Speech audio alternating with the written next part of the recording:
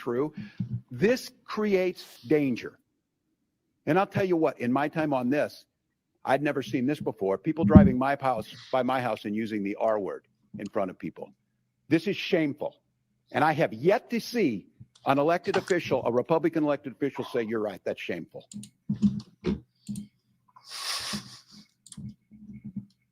Hey, look, it's a big fat retard. I'm not retarded, you assholes. Hey, look, it's a big fat retard. Retard! I'm not retarded, you assholes. Look, it's a retard. I'm not retarded, asshole. How does it feel to be a big fat retard?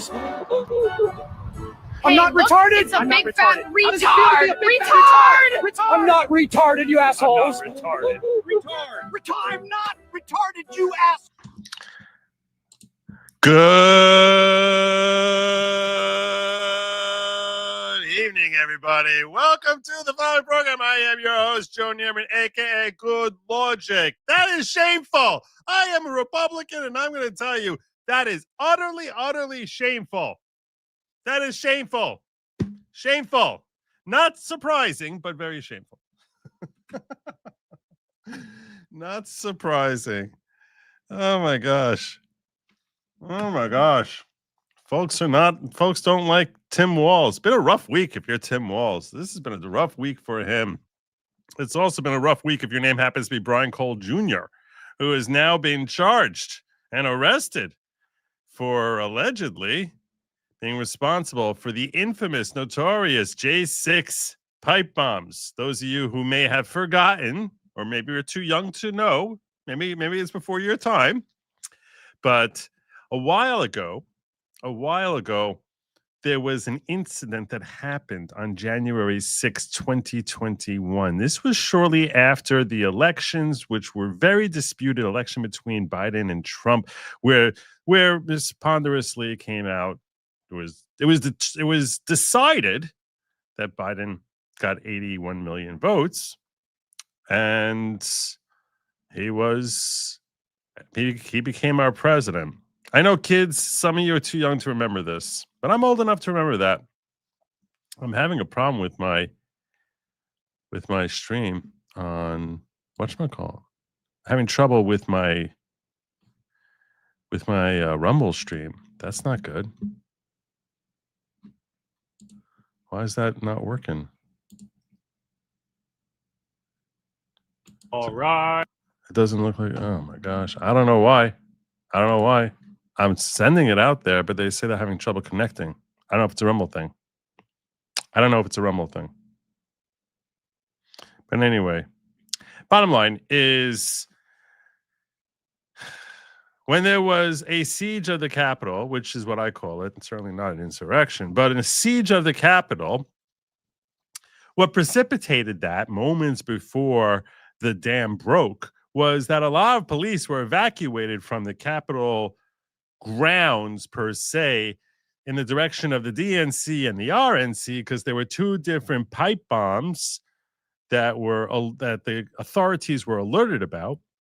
And many folks believe that these bombs, which didn't seem capable of going off, but still, in the moment, you're going to take every precaution, obviously, but that these bombs basically were designed to thin the herd of police officers there as a motivation, many in MAGA would say, to induce the frustrated crowd there into breaching the Capitol. Certainly there's basis to believe that was the objective. Why would you be placing bombs at the DNC and RNC unless your objective was to thin out the police? And the timing and everything about that just seemed to be like a well-orchestrated dance. And for years and years, and I apologize, I see it's not running. I don't know what to do about that. I mean, I could try to create a new alternate stream, a new alternate link. I could try to do that. I feel bad for the folks in Rumble. It stinks because Robert directed everyone over here. I don't understand it. So, anyway, I'm hoping it gets sorted.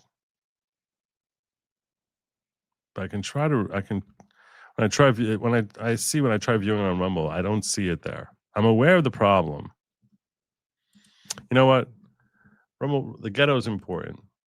The ghetto is important. I'm going to try and fix this. I'm going to create a new link and try to stream over for the ghetto. That's what I'm going to do. That's what I'm going to do. I think it takes a few minutes to set that up. Now, I'm trying to create a new link because this one.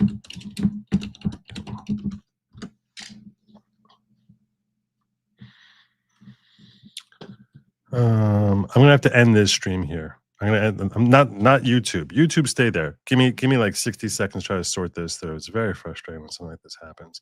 I'm gonna end Rumble and reset up a brand new link. Because I'm not gonna just disregard the ghetto. The YouTube folk wouldn't like it if I disregard YouTube. Let me end that. So let's remove it. Remove. Okay, and now I gotta create a new stream. Streamer configuration. And live stream. Yes. Now if I can make a new stream, create a new live stream, use that as a template. And I go right now. I'll set it for a later time. I'll set it for 7:10. Apply. Next. Submit. All right, I set up a new stream for the ghetto. So I really do.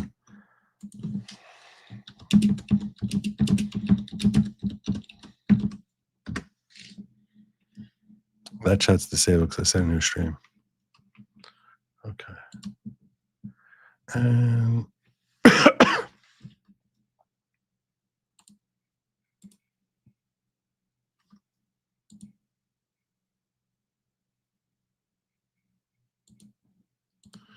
let me update for the people over on who are going to find this later.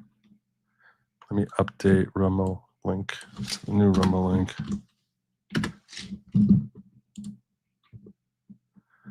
All right, I create a new Rumble link there. And now I try to view that live stream. There are 11 people there. And now it's 7:10, so I could try to stream over there. Edit, include them. Save changes. I think it should start working over in Rumble in a moment. I'm hopeful that it does. It looks like it's going well. It looks like it's working well. So I think I fixed the Rumble thing in record time. Like less than 10 minutes in, I identified the problem and resolved it. That's pretty record time. Apologize to everyone else who's watching on YouTube or on X for that. But that was very quick. That was very quick work on my part.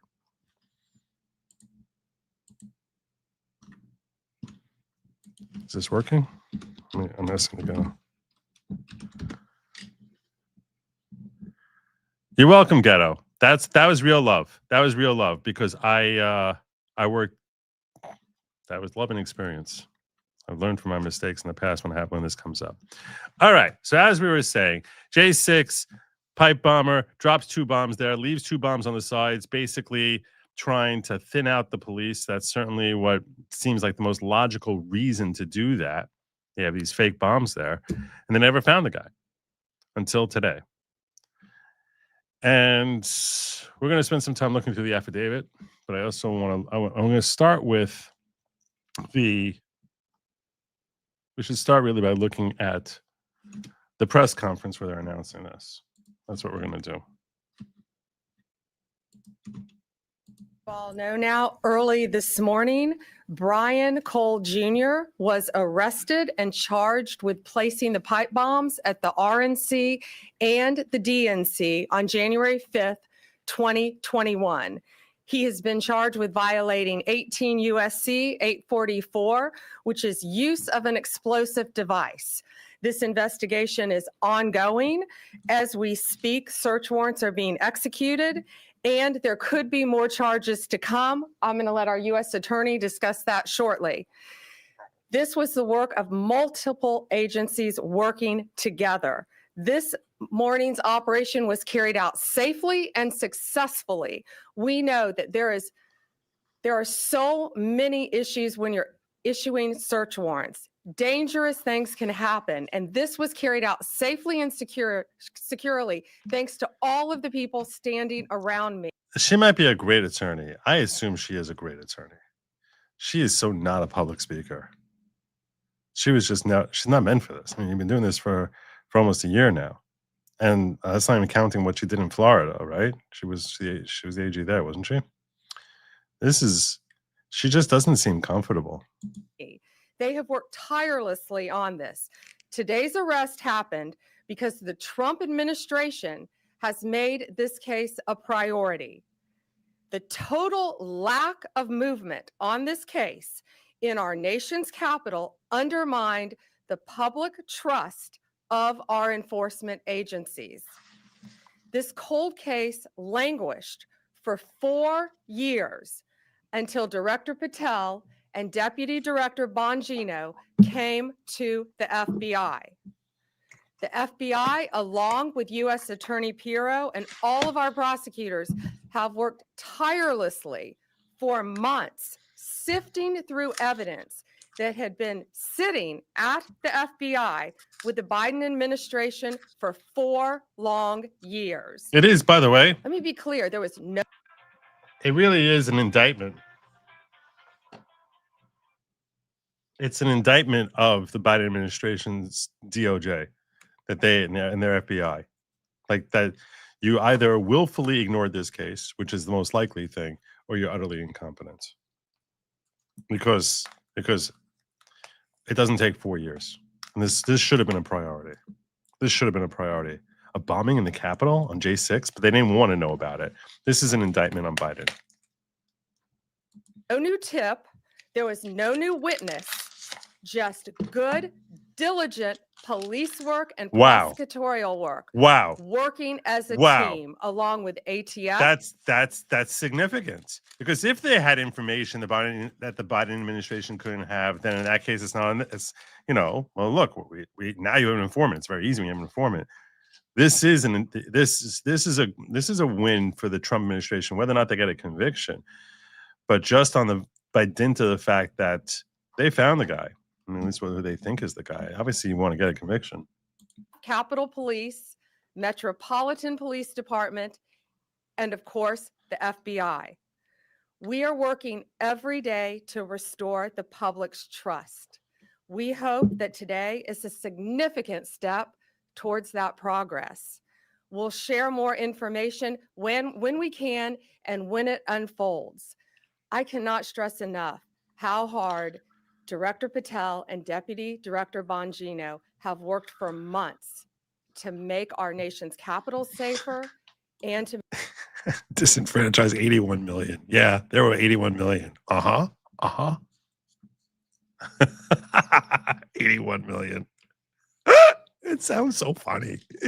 Disenfranchise 81 million. That's funny, Lauren. Make our country safer. I'd like to introduce now Director Patel. Thank you, General. When you attack American citizens, when you attack our institutions of legislation, when you attack our nation's capital, you attack the very being of our way of life. And this FBI and this Department of Justice stand here to tell you that we will always refute it and combat it. We will provide the safest country the nation has ever seen under President Trump's leadership here. And that's what we did here today with great resolve on a case of massive public importance, as it should be. An individual who is now alleged to have placed multiple explosive devices to blow up multiple people and multiple officials, innocent civilians, is now arrested thanks to the brave men and women of the FBI and the interagency. I want to take a moment to thank the Metropolitan Police Department, the United States Capitol Police, our brave prosecutors, the Department of Justice, and our leader, Attorney General Pam Bondi, and U.S. Attorney Janine Pirro, whose relentless work on this case made this possible. As the Attorney General said, we did not discover any new information. What we did, an investigation spearheaded by the Deputy Director and the ADIC of our Washington field office, brought in a new team of investigators and experts, re-examined every piece of evidence, sifted through all the data, something that the prior administration refused and failed to do. As a result of that, we generated numerous investigative leads, executed multiple legal process with our U.S. attorney partners, and came to this conclusion today. And that is why we were able to safely secure this individual into custody. Remember, we are dealing with an individual who is alleged to have made bombs. We cannot do this sort of takedown in haste because it endangers the lives of law enforcement. And this FBI will never allow the lives of law enforcement and our prosecutors to be put in jeopardy. This execution was flawless in terms of teamwork, resilience, and just a good old-fashioned way of police getting the job done. When you let good cops be cops, this is what happens. I'm eternally grateful to the team behind me, to the leadership at the FBI who made this possible. But I do want to highlight, when I introduced the deputy, he made this case and so many others, including Summer Heat, his priority to come in here and solve it for the American people. And today, I'm proud to stand here before you and say, we solved it. He will have his day in court. The American public and the world will learn even more information through the legal process. As we have committed under this Attorney General, we are the most transparent law enforcement operation in U.S. history, but we are also going to make sure accountability is delivered to its fullest extent. And that happens in the courts of law with our U.S. attorneys and our prosecutors. So we will divulge information when it is prudent and constitutionally permissible, while upholding the safeguards of this case to make sure that the people that this individual intended to victimize get the accountability they deserve.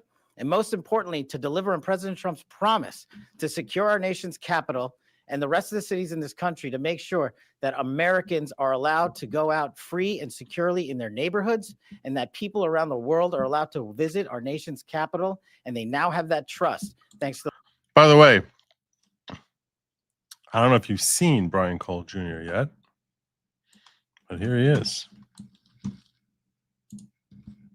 I didn't predict that. Did not predict that. But that is Brian Cole Jr. I didn't predict it was going to be someone with such a wide smile. But that is Brian Cole Jr., who is reported to be a manlet standing in at 5'6". So that's our guy. Can't tell from the facial coverings, but that's our guy. Supposedly, at least that's what Pam and Cash think. the leadership of the FBI, the Washington field office, and I'm honored now to introduce to you Deputy Director Bongino, who spearheaded this investigation. Thank you all for being here for this critical investigation we've been working on for a very long time. We deeply appreciate it. Thank you for the kind words, Attorney General and Director. I appreciate it. Folks, this is what it's like when you work for a president who tells you to go get the bad guys and stop focusing on other extraneous things not related to law enforcement. This is what happens. We had a great team.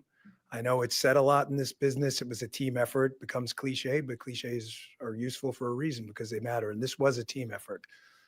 The director and the attorney general emphasized that it was not a new public tip this came from. This was our internal work at the FBI. And I want to just really express my sincere. Well, that's not good. That's not me. That's them. All right. So that really? news conference is now wrapping. What? It's not rapping. What the hell are you talking about, Fox? You're so frustrating. Error going on with the news conference there. We'll get back to it if we can. Right now, being relatively quickly. I mean, if you think about it, the administration here is. It is the resolve and determination of That's our frustrating. investigators Sorry about that. that ultimately led to the identification and the arrest of this suspect. We all know pipe bombs are dangerous, not because of the potential loss of life, damage to property or injury that they can cause, but also because they are tools that terrorize our community. Fortunately, these bombs did not explode, although they certainly could have. But make no mistake, the alleged pipe bomber did terrorize our community. Today's actions underscore the long memory and the long reach of the FBI and our partners. I know some people had given up on finding the perpetrator, but not the FBI and I had given up. I thought there was no chance they're ever going to find anyone that they could try a finger. not our partners. We do. And I don't know if this guy is the one who did it. I don't know that he's the one who did it. No, I don't know that anyone knows that for certain. I mean, I think Pam and Cash believe that beyond a reasonable doubt. But we'll hear from Janine Pirro, and she'll talk about the extensive police work that went into this. Not forget, we do not give up, and we do not relent. Though it had been nearly 5 years, our team continued to churn through massive amounts of data and tips that we used to identify this suspect. I want to thank Director Patel and Deputy Director Bongino for their leadership and for providing us the resources and the personnel to reevaluate all of the data that we had. We dove into more than 3 million lines of data to come up with this suspect. Director Patel, Deputy Director Bongino, thank you for your support. Thank you for your passion. And thank you for your investment in this investigation. From me, on behalf of the investigators, the Washington Field Office, and all of our partners, thank you. I'd also like to thank Judge Pirro. Judge, your team and you are absolutely amazing. Right. You're the type of prosecutors and U.S. attorneys. I'd also not just on this, their diligence. I want to jump forward to Janine. Last, I will say our work is not done. The FBI will. Yeah, I don't care about this guy. You keep hearing the words partnership and team, and that's what we are. And we could not do this without our U.S. Attorney, Janine Pirro. Janine, from day one, has worked tirelessly for our country and for our nation's capital. It's my honor to introduce my friend, U.S. Attorney Janine Pirro.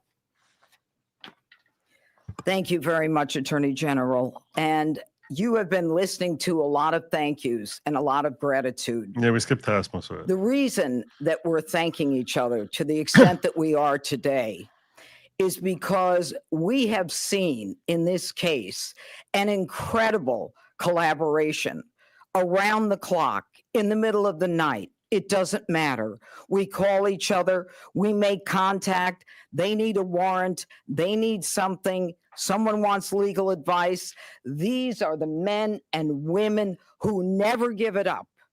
You hear about government employees, but I don't know if you really realize what it is that they do. They are incredible, and this case is big. 4 years, 10 months, and 28 days ago, an individual placed a bomb in the vicinity of both the RNC and the DNC. And for that amount of time, that individual evaded accountability. Today, as a result of the cumulative efforts of the men and women in the FBI and the police department and the Department of Justice, we are finally able to make an arrest of an individual by the name of Brian Cole. As the Attorney General has indicated, he is arrested for transporting an explosive device in interstate commerce. I know a lot of you are mocking how they're like basically, you know, doing a nice big circle jerk of thank yous over here, and you're all mocking that as being like something, you know, that sounds kind of stupid, that they're like taking their laps here. I'll tell you that on this case, I kind of get it. I kind of get it for a bunch of reasons. The reason, because first and foremost, it is a slap at the Biden administration. Like Trump wants them to do this, because this is a slap at the Biden administration as to how ineffective the Biden FBI/DOJ were. So in that sense, It's a knock at them. But the other thing is, she's about to explain to you how much work they had to put into this. And when you spend day after day, week after week, month after month, trying to sort through and have teams of people all trying to sift through evidence to try and get something, and then you finally get to like, yeah, this is the guy. Here's our evidence. This is the guy, and you put everything together. There is a feeling of accomplishment. They're like, hey, look, we did something here. So I get it. I get it. As well as the attempted malicious destruction by means of explosive materials. You know, folks, this case involved millions of pieces of data. And it is a huge win because it was like finding a needle in a haystack. So much of this evidence was very specific, but a lot of it was also very general. For example, there were 233,000 black end caps of the type that were used in this case. I want you to think about the fact that the FBI had to go through the sale of every one of them to try to find commonality with an individual, along with the purchase of the pipe itself, the cap ends, the wires, the steel, and the 9-volt batteries. Every one of those had to be mined and remined to the point where we were able to then connect. And make no mistake, it was this administration, it was this president who made the decision that we were going to use all of our efforts to get it done, and get it done they did. Finally, let me say this. Today begins the formal process of accountability, where this defendant will begin his journey through the criminal justice system. And I pledge to you that the United States Attorney's Office will take this case across the finish line. Again, thank you to the incredible work of the FBI, to the Attorney General, and to our local partners as well. This is a job that I think was well done. So there you go. Thank you. President Trump's directive to all of us was to not only make America safe again, but DC, and to make it safe and beautiful. We could not have done that without our partnership with Mayor Bowser and Chief Smith. It is my honor to introduce Metropolitan Police Department Chief Smith. That's funny. That's funny. Good afternoon, and thank you, everyone. I am Chief Pamela Smith, Chief of Police of the Metropolitan Police Department. Thank you, Attorney General Bondi, U.S. Attorney Janine Pirro, and FBI Director Patel for having me here today. For nearly 5 years, the agencies standing here today have worked together under the leadership of the FBI to locate our suspect who is responsible for the 2 pipe bombs that were placed around our city. I want them to cut it off and say, not 5 years. You haven't done anything for 3 years till we came in here. MPD members assigned to the FBI's Joint Terrorism Task Force have supported. You're saying that skinny man could not be in there. I think he's probably wearing multiple layers. So, you have to realize he's skinny as a rail. And I don't think there's anything from the pictures or video that tells me that's not that guy. Like I said, he's probably wearing, it's freezing. It is freezing. So he's probably wearing multiple layers. That doesn't really, to me, that doesn't exculpate him at all. You want to tell me that they were desperate to put a name on someone and they fingered Brian Cole? All right, that's possible. So Janine Pirro is just telling us how they went through 230,000 sales and were able to narrow it down to this guy. So I don't know. We'll look at the affidavit together. Supported this case from the beginning. That supports include looking, reviewing, and going through countless. It's not hip padding, Pilot Grove. It's what I'm saying is he could literally be wearing 3 pairs of pants. Will be thousands of hours of CCTV footage from around the DNC and RNC headquarters, and they followed up on hundreds and thousands of leads from members of our communities. What I will say today is that Washingtonians can rest easier today, knowing that the suspect responsible for this act is now in custody. This morning's arrest is yet another reminder that committing any act with the intention of harming the residents and visitors of the District of Columbia will result in your arrest. The men and women of the Metropolitan Police. All right. All right. I don't really care about this part of it. Are you going to tell us? Are you going to tell us anything about the case? Very active and very ongoing. Thank you, General. And as I stated earlier, and as the General has already reiterated, our job is to provide full accountability in the court of law with Judge Pirro's team.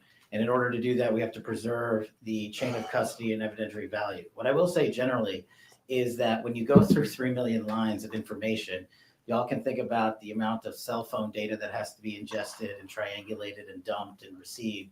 You also have to think of just sheer human ingenuity. We brought in a team of experts who are the best at what they do in their specific fields to reevaluate that evidence, to dive back in, and to not come back with a no for an answer until they have found the suspect. And when you develop evidence, you get a search warrant. And when you get a search warrant, you get an address. And when you get an address, you hit the house. And that's what we did. Yeah, I have much more trust in Janine than Pam right now also. Sadie, Wall Street Journal. Hi there. So what can you tell us about this person's motivations and whether they were driven by politics or for any other reason why? Right now it's ongoing. Again, we just executed the search warrant early this morning. It's ongoing, but America's safer, DC's safer because he's in custody. Mary Margaret, Daily Wire. Thank you so much. So any theory on why Kamala Harris has never mentioned coming within 20 feet of being assassinated, and any news on why her Secret Service team took so long to find this bomb at the DNC? No, but what I will tell you is that evidence has been sitting there collecting dust. This wasn't a new tip. It wasn't some new evidence. It was the hard work of President Trump's administration, Deputy Director Bongino and Director Patel. I watched them from day one come in here and say, we are going to solve this crime. And they did, working hand in hand with U.S. Attorney Pirro and all of our great attorneys.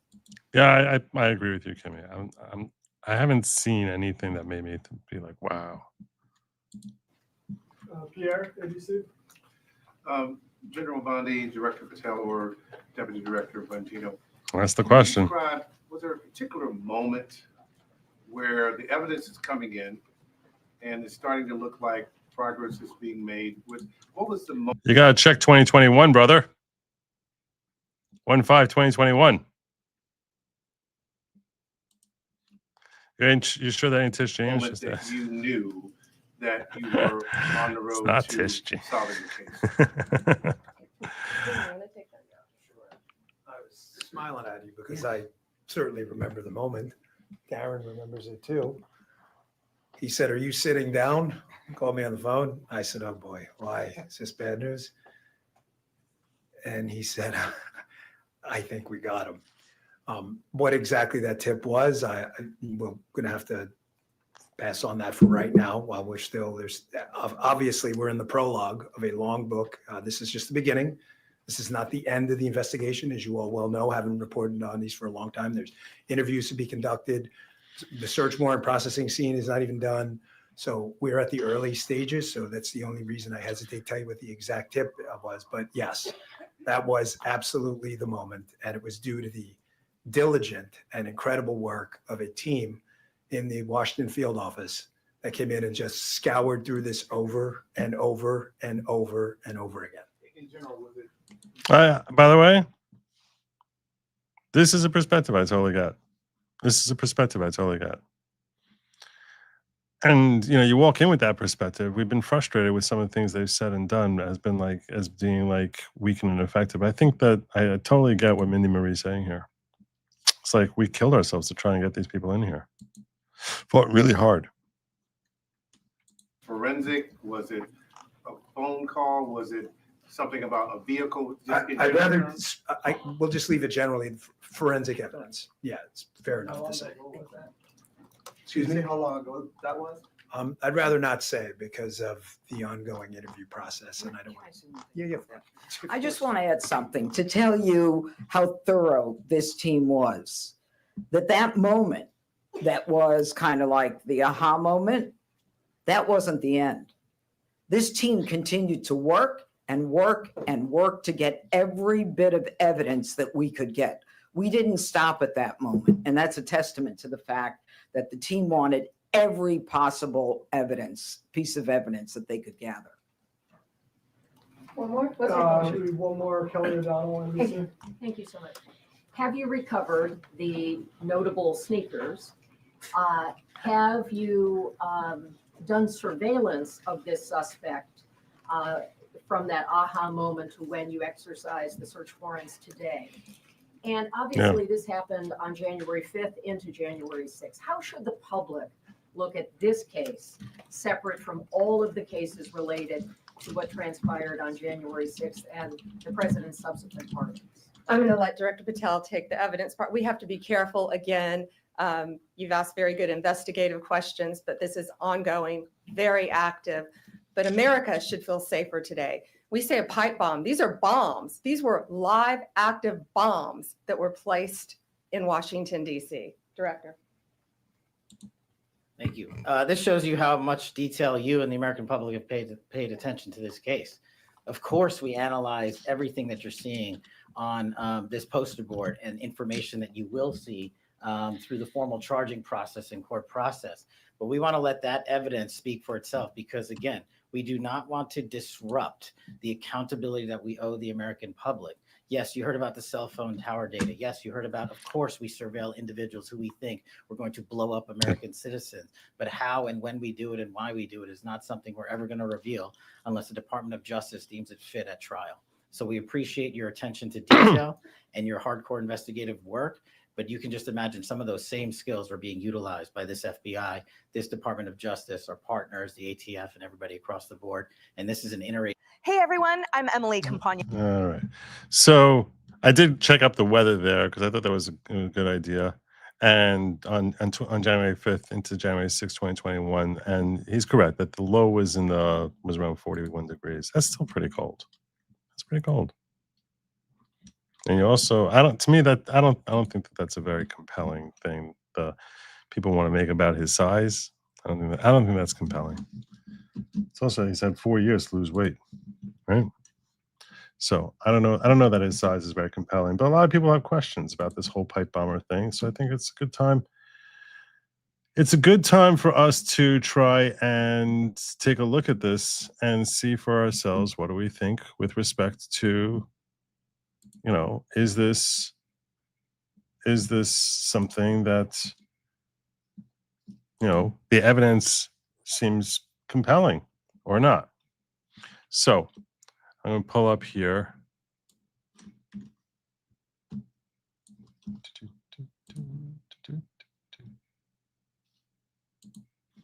This is the affidavit in support of criminal complaint.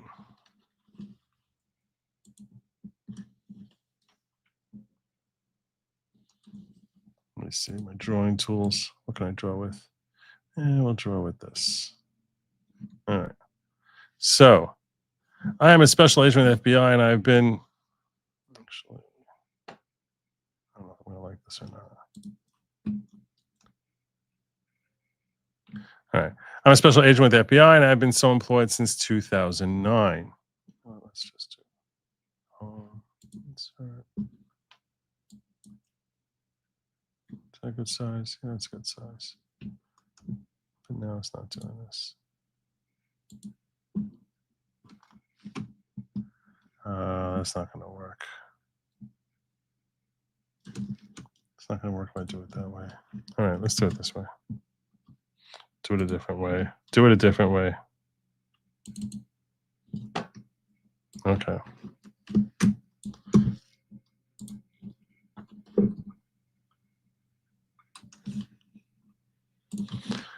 Okay. I'm a special agent with FBI. I've been so employed since 2009. I am an investigative law enforcement officer of the United States within the meaning of Title 18 and received extensive training. And here's my affidavit. The affidavit is based on my personal knowledge. And because the affidavit is being submitted for limited purposes of establishing probable cause, but not included each and every fact known to me concerning this investigation. So I have more, but here's the key parts. All right. At approximately 1 p.m. on January 6th, multiple law enforcement agencies received reports of a suspected improvised explosive device, an IED. Improvised explosive device, meaning a homemade bomb, in the vicinity of the headquarters of the RNC in Washington. At approximately 1:15 p.m. on the same day, a second suspected IED was reported just a few blocks away in the vicinity of the headquarters of the DNC. One of the things that's very mysterious is how these both were found. These were both dropped in the middle of the night, and they both were found 15 minutes apart. Like, you would think they'd be found, like, you know, hours apart, right? Several hours passed by, and they're both found within 15 minutes of each other. It's a little, I have questions. Like, I'll do this like Candace Owens. I find that interesting. The RNC and DNC are national organizations that engage in activities on a national level on behalf of their respective political parties to their important places, including soliciting donations from individuals outside of DC. The headquarters of each organization is used in interstate commerce and activity affecting interstate commerce. The hazardous devices, the United States Capitol Police responded, and the USCP responded and performed a render safe procedure on both devices. Subsequently, which render safe means, well, they're trying to render it safe. Subsequently, the FBI assessed that the two devices were both IEDs, which contain a main explosive charge, a fusing system, and a container. The FBI also assessed that the IEDs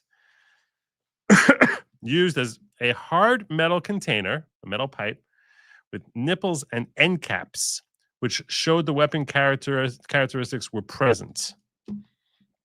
I can pull up a picture for you of, let me pull up here for you a picture of the, I think I have it here. Where are you? Yeah. This is from the House report here. So I'll share with you a picture of this, what I used for my, in case you haven't seen it or don't remember what it looks like. These were the two pipe bombs that they found. So you can see little end caps here, and there's your pipe. These are two different locations. So this is the end cap with the wiring that's coming out. This is, I guess, the nipple on the end of the end cap. These are like 8-inch these are like 8-inch, these are estimated to be 8-inch long, a little kitchen timer which lasts like 60 minutes, which is curious also. And it's got an end cap on this side and bomb material inside. And it's got a little timer device over here. Both of them looking very similar to each other. So the FBI recovered the components of the disrupted devices, meaning they blew them up and then basically took the pieces. And these components were processed as evidence and submitted to the FBI laboratory for analysis. The FBI laboratory issued a report regarding the two devices, opining that the submitted items consisted of two disrupted destructive devices and that the use of a hard metal container showed that the weapon characteristics were present. The IEDs were both of a kind more commonly known as pipe bombs. Both IEDs were manufactured using a collection of component parts and main explosive charge. So you got your main charge and you got your components, and the component parts include a 1-inch by 8-inch pipe. So 8 inches like this long, the pipe, 1 inch in diameter, 14 gauge electrical wire in red and black. So they had that electrical wiring that we saw. Alligator clips to connect the wires. That's your little metallic clips. A 9-volt battery, a 9-volt battery connector, and a white kitchen timer, as well as paper clips, steel wool, and homemade black powder. Pipe bomber identified on now the guy who dropped him there was identified on surveillance footage. Review of the video surveillance footage from the evening of January 5th, 2021 shows that the pipe bombs at the RNC and DNC were placed by the same individual. The individual was observed on video surveillance footage at various locations in the surrounding neighborhood between approximately 7:34 p.m. and 8:18 p.m. This, like I said, you're talking now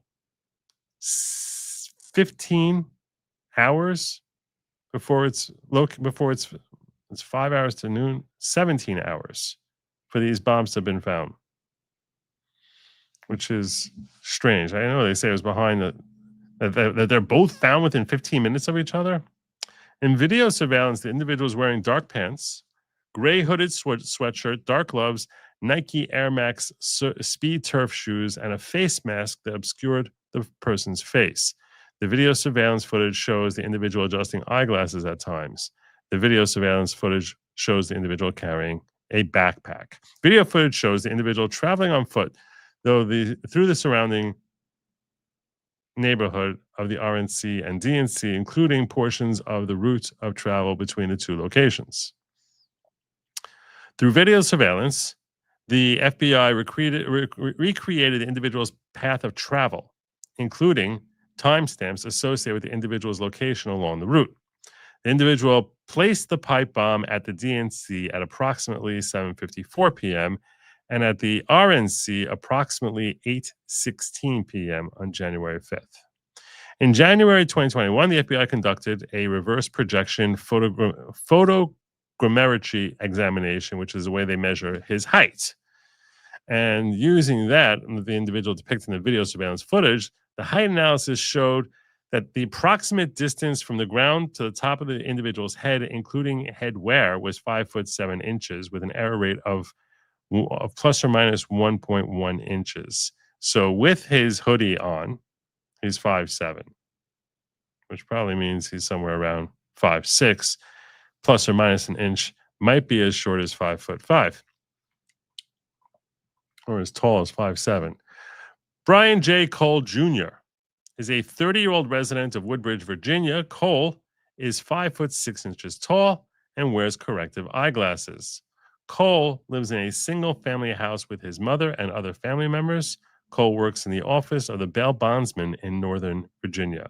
The FBI has identified one bank checking account and 6 credit cards, the accounts used by Cole. So now we're trying to establish, now we know what the bombs are. We know that this guy fits the overall pattern that he could be the bomber, but we don't know that he is. So what evidence do we have to establish to tie him to these bombs? So first we have his purchase of bomb-making equipment. The FBI identified one bank checking account and 6 credit cards used by Cole. The FBI obtained records for the checking account and 3 credit cards for the time period 2018 to January 2021.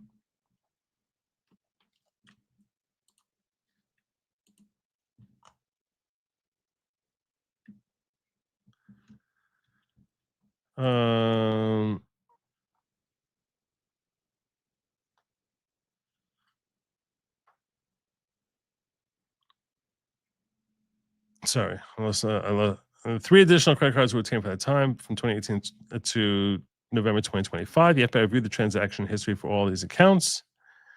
During 2019 and 2020, Cole purchased multiple items consistent with the components that were used to manufacture the pipe bombs placed at the RNC and DNC. He used accounts to purchase these items from physical retail locations in Northern Virginia, as described in more detail below. Okay. So now this is in between 2019 and 2020. Some folks are making a big deal about how long a time this is. I don't know it's that long. You don't know that he's buying it for the purpose of making a bomb at the time that he's buying it.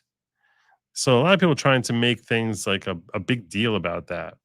But if you know, it's not that he necessarily was using it to make a bomb in 2019.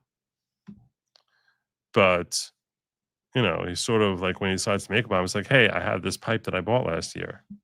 So I don't think that that's the point is you want to show that he had the ability to make it, not that he bought it necessarily for the purpose of making a bomb. Although some of the components we'll see likely were. Both pipe bombs were manufactured using 1 inch by 1 inch diameter, 8-inch long galvanized pipe with markings consistent with a particular manufacturer product label. Cole purchased a total of 6 galvanized pipes of this size and shape on or about June 1, June 8th, and November 16th, 2020.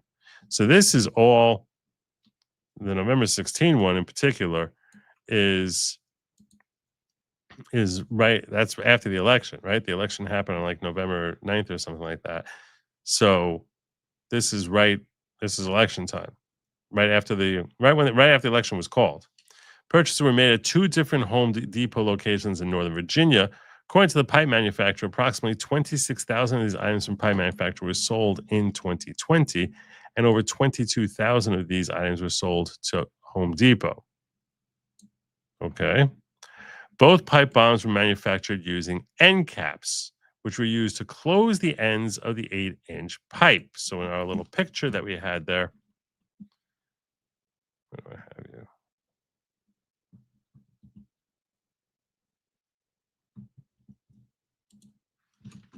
These are the end caps over here that we're dealing with. So there's gray one on one side and black one on the other.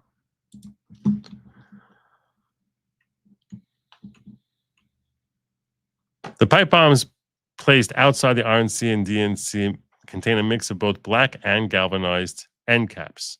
The end caps had markings consistent with the pipe manufacturer's product labeling. Cole purchased a total of 12 black end caps and 2 galvanized end caps from 4 different Home Depots in Northern Virginia on about the following dates: October 22, 2019, March 10, and June 20th, July 8th, and November 16, 2020.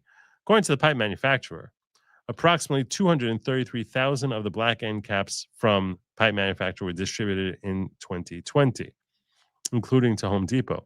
In addition, approximately 179,000 galvanized end caps from pipe manufacturer were distributed in 2020.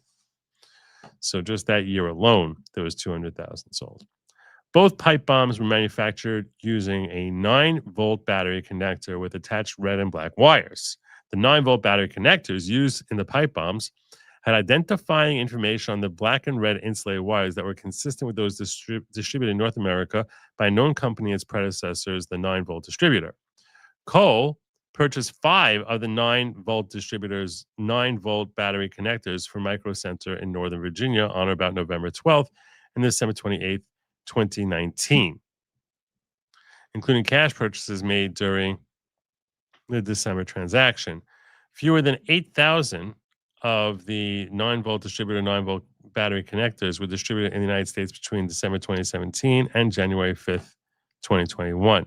So it's not like there's a lot. It's not like there's like, countless of these out there.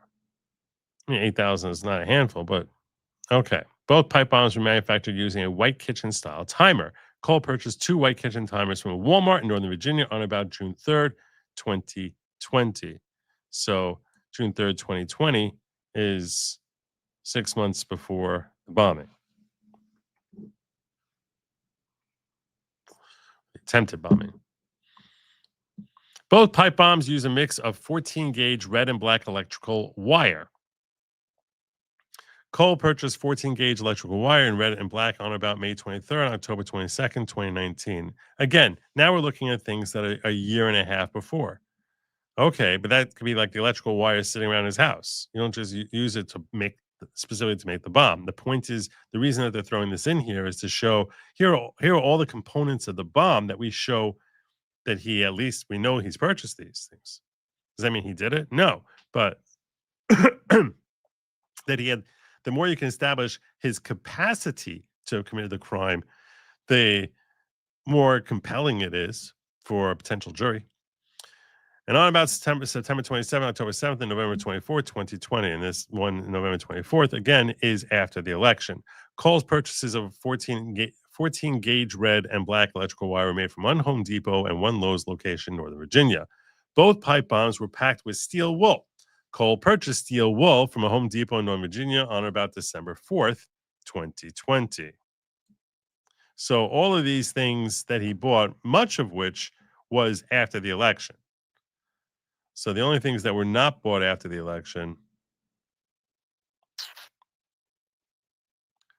were the timers, I think. Everything else he bought some of them at least after the election, right? Like the end caps he bought November. The most recent purchases. I'm not saying these are the ones that he used. He's even the guy who did it, but most recent purchases. So for the pipe was November 16th. For the pipe bomb end caps was November 16th, probably the same time, same place. For the 9-volt battery, I mean that you get all anytime. People have 9-volt batteries sitting around their house, but the last time I bought a 9-volt battery was in 2019. But like I said, that's not the sort of thing you have to make a special purchase for. People have 9-volt batteries all over. Then you have the kitchen timers, which were those you would think might be unique. Those he purchased 6 months earlier. So that's not really close in time, certainly not after the election. And then you have the 14-gauge red and black electrical wire that he bought November 24th. And then you have the steel wool bought on December 4th. So most of it is bought relatively close in time. In addition to purchasing each type of component used to make these pipe bombs, Cole purchased equipment that would facilitate the manufacturing. So he got all this stuff to help him put it together. What does he got? Well, safety glasses that he bought in 2020, wire stripping tool in November 14th, 2020. That's after the election. Same time that he bought wire nuts, which are used to join wires together. Sandpaper on or about November 21, 2020. A machinist file for shaping and smoothing metal parts on or about November 21. Protective gloves and disinfecting wipes on or about November 24th. So all of these things were happening after the election and shortly, during the time period of Election Day and January 6th. Following the placement of the pipe bombs on January 5th, 2021, Cole continued to make purchases of components used in pipe and bomb making. For example, on January 21, Cole purchased 1 white kitchen timer and 2 9-volt batteries from Walmart. This is after the J6 siege. January 2022, he purchased 2 galvanized pipes measuring 1 inch by 8 inch steel wool from Home Depot. January 22nd, 2021, he purchased 2 of a different kind of 9-volt distributor's 9-volt battery clips from Micro Center. January 23rd, 2021, Cole purchased various alligator clips from Home Depot. So now if you're his defense counsel, what you'll say is, look, this guy's buying them even after. So he buys them all the time. He has his own little home workshop thing that he does. That doesn't mean that he's your bomber. That's just what he does. Is he's got his own little hobby here of doing whatever with it.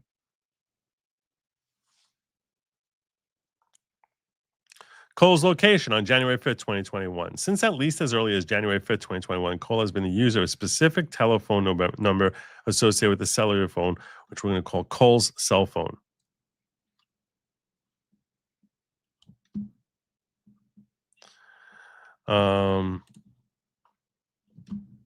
Yeah, you were up by two degrees.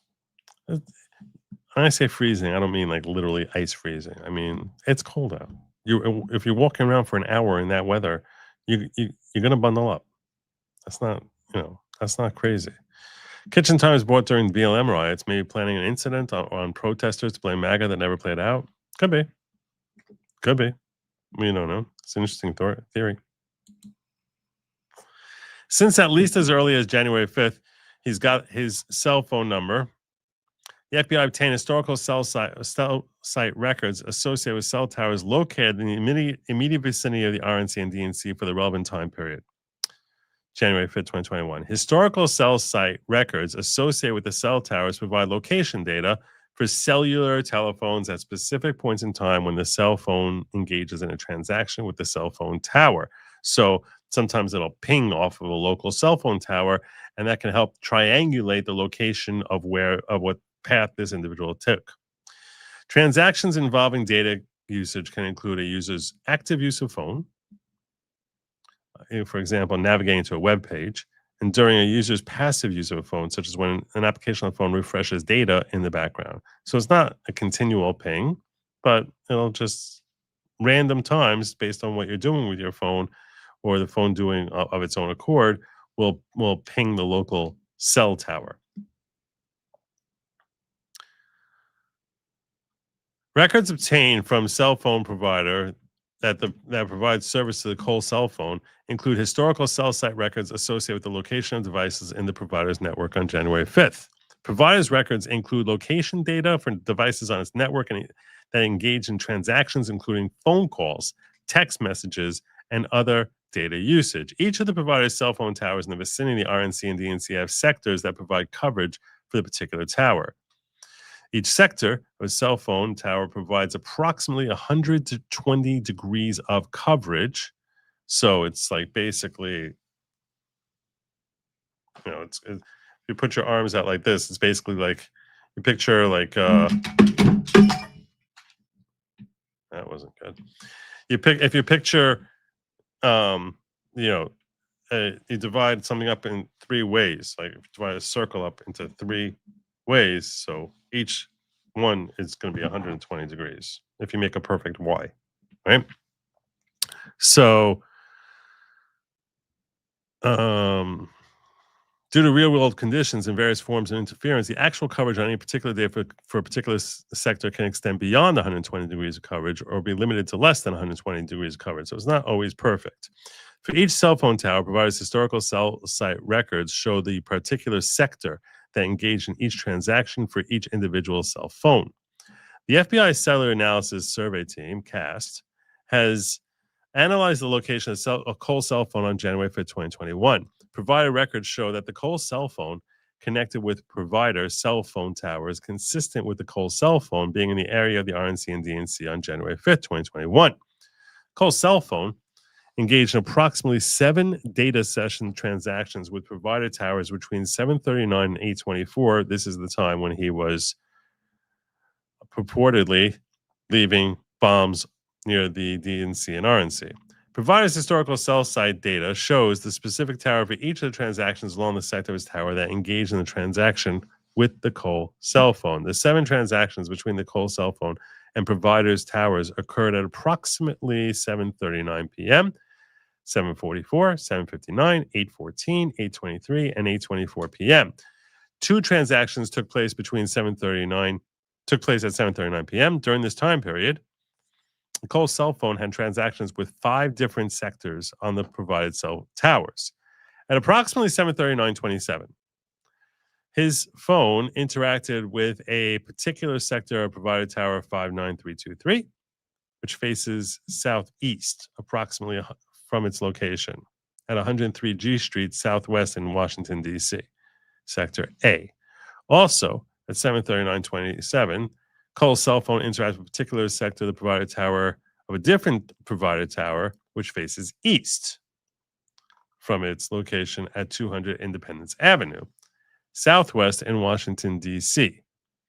Video for surveillance footage shows that approximately 7:39:32 p.m., the individual who placed the pipe bombs walked westbound on D Street, southeast, and then turned southbound on South Capitol Street, southeast. These locations are consistent with the coverage areas for sectors A and B. So, based on what the cell towers are showing us, they're saying that he's in the vicinity of where the pipe bombers had to be. His phone, if he wasn't the pipe bomber himself, he certainly had to be close to him because that's what the cell phone tower data usage is suggesting. At approximately 7:44:36, Cole's cell phone interacted with Sector B, a provider tower at 126187. Video surveillance footage shows that at approximately 7:44:36, the individual who placed the pipe bombs walked east on Ivy Street, southeast. This location also is consistent with the coverage area of Sector B. At approximately 7:59:36, the Cole cell phone interacted with another provider tower, which faces south, from its location at 200 Independence Avenue, southwest in Washington, D.C., which we're calling Sector C. Our video surveillance footage shows that approximately 7:59:38, The individual who placed the pipe bombs walked southbound on New Jersey Avenue, southeast, and then turned eastbound on E Street Southeast. These locations consistent with the coverage area of Sector C. So at approximately 8:14 p.m., we see his phone interacting with a different tower, which faces west from its location. And again, what they're trying to do is they're trying to say, here are all these different towers, which are showing him one moment and a few minutes later, that in manners that are consistent with the path of travel that we see that we've been looking for. It matches what we've been looking for when we're trying to figure out the path that he took. His cell phone is working consistent with the towers are indicating that his cell phone are in those areas. So this tower is location at 101 Independence Avenue, southeast in Washington, D.C. And video surveillance footage shows that approximately 8:14:15, the individual who placed the pipe bombs exited Rumsey Court and walked westbound through an alley between Capitol Hill Club and the RNC, then walked northbound onto First Street Southeast. Also, again, consistent with the coverage area of Sector D. Then we have 8:23:59 p.m. and 8:24:06 when his phone interacts with a different tower, which faces west from his location at 600 Pennsylvania Avenue. And the footage last captures the individual who placed the pipe bombs at 8:18 walking eastbound on Rumsey Court in the direction of Tower 144340, which is approximately a half mile east of the individual's last recorded location. Last recorded location is consistent with the coverage area of Sector E. He is the registered owner of a 2017 Nissan Sentra with a Virginia license plate on January 5th at approximately 7:10 p.m. His Nissan Sentra was observed driving past the license plate reader at the South Capitol Street exit from I-395 South, which is less than 1/2 mile from the location where the individual who placed the devices was first observed on foot near North Carolina and New Jersey Avenues. So his car shows that he's in the area also. He's not out in Virginia, but he's down in the D.C. region here. Approximately 5 minutes later at 7:39:27, Cole's cell phone began to interact with provided towers in the area. The FBI has analyzed Cole's purchase history associated with the accounts. Between January 2018 and January 2021, Cole made a total of 5 purchases within D.C. on or about the following dates: January 13, 2018, 16, 2018, October 31st, 2019, December 5th, 2020, and December 14th, 2020. Approximately 3 weeks before the pipe bombs were placed on or about December 14th, Cole made a purchase at a restaurant located near 1st and D Street Southeast. The restaurant is located across the street from the entrance to Rumsey Court on D Southeast. Not really much I'm getting from that, honestly. I don't really find that to be particularly helpful that he's visited D.C. before. So there you go. There you go. What we have here, essentially, to try and tie him to this crime, is he bought all this stuff and he was in the area. Do you think that's enough to convict, or you need more? Do you need more? If you're sitting on a jury, assuming they can establish all these things they put forward in the affidavit, that he bought all of these things and his cell phone matches up. The cell phone records, it seems consistent with the path that our video surveillance footage shows the pipe bomber taking. We have his phone pinging and the surveillance footage, and those show consistency. And he's the owner of the phone, and his car is showing consistency also. Is that enough for you to establish guilt beyond a reasonable doubt if we can establish all of these different things? That's really what the question. Lily, I hope all is well with you. Thank God. Things are good. Thank God. It wasn't a menorah. Menorah's not, I don't keep menorah on my desk here. And also that wouldn't be till, we don't put our menorah up until, we're not like you guys. You guys, you have your Christmas tree up all month. No, menorah comes out that night. A week from Sunday, we pull out the menorah. That's it. Not not this week, not next week. Week from Sunday night, we pull out the menorahs. But that was cute. Cute joke anyway. So my question for you is this enough? Do you think they got him? You think they got him? They seem convinced. I'm going to put this up as a poll because I'm curious about your thoughts. Look at that. He really did rated me. Beautiful. I don't even know how he did that, but thank you. Robert Gray is awesome. He is great. I happen to be, I pulled up his thing and I see here a little thing which says, don't miss out. People going to watch something from Good Logic. And it's got a little go now thing. So there you go. Go now. So that's helpful. That's very helpful. Appreciate that. I'm going to put a poll up here. Ask you guys your thoughts. Is there enough here to convict? And I'll ask you in the ghetto too.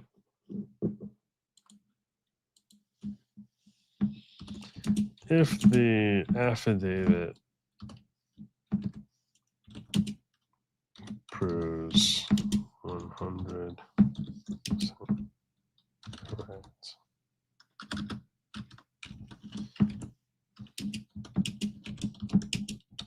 I'm making you choose. It's yes or it's no.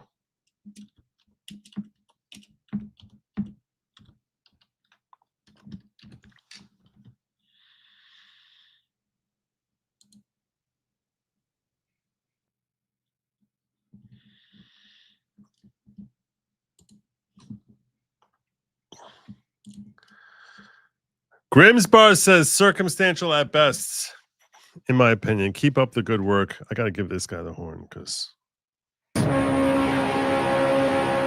we're past 3.5 years at this point. Me and Grimsbar. It's been too long since I spoke with you, brother. But you say it's circumstantial at best. It's always circumstantial. That's circumstantial doesn't mean anything. Unless you have an eyewitness, it's circumstantial. But I understand what you're saying to imply insufficiently circumstantial. Not enough to convict, but enough to charge. Okay. All right. I can accept that. Let's see what the ghetto is saying. Janik says at this point, no, but you know they have more.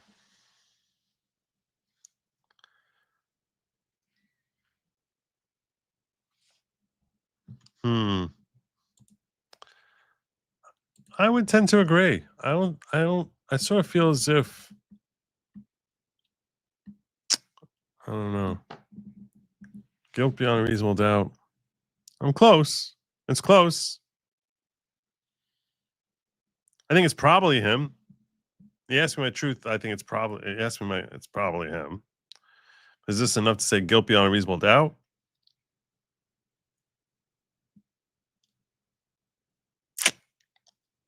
I'm on the fence.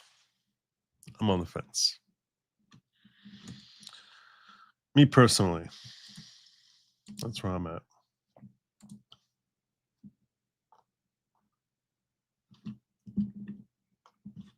Well, anyway, I urge you guys to drop a comment below. Let me know what your thoughts are. Do you think that this is enough to put him away, or do you think that they need more?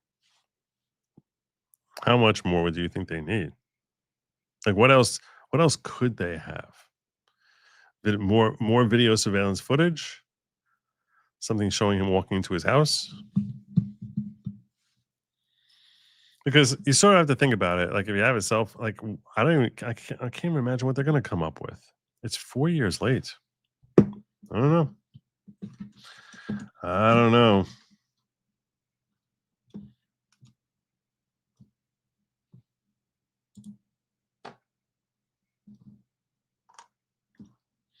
I do have some updates for you about the drug run thing. I have some updates for you on that. Before I do that, I want to follow up on Candace Owens' story. And I want to follow up on that as far as yesterday I was covering the Candace Owens story, and I think I should share with you that we talked about how TPUSA, which has been the much maligned by Candace Owens TPUSA, was saying that they're inviting her to come down to meet with them and talk about it on live stream, her allegations, to discover whether her allegations have any merit at all. And what they said was the live stream we announced on the show Wednesday has been set. This was today. At 4 p.m. Eastern, 2 p.m. local time on Monday, December 15th, a collection of Charlie's friends will respond to statements made by real Candace Owens to set the record straight once and for all prior to the opening of America Fest. We'll be live streaming from Charlie's Phoenix studio. Our offer from yesterday holds. If Candace wishes to join us in person in Phoenix, she's welcome to do so she can let us know by the end of the day. So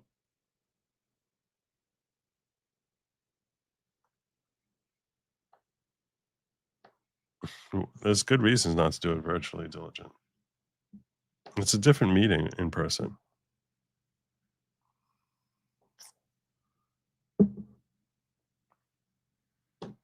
So, yeah, I mean, Candace's response was kind of weird how you didn't email or call me to ask about times or availability and chose to instead tweet this confirmation out at midnight. Why am I learning about this on X? December 15th does not work in person, and 2 p.m. Pacific time is also literal times I do my podcast live every day, which you knew. But we will happily cancel the daily podcast and we'll join you guys virtually instead for the live stream on the 15th if that works on your end. Let's lock it in. I do think that they should say fine. Fine. We'll also add that I'm happy to jump on Charlie's show any day before then, virtually as well. I was serious when I said we could do it today even. Virtually, I can make it happen pretty much any day because it's easier to move things around with the kids and find someone to sub for my morning homeschooling.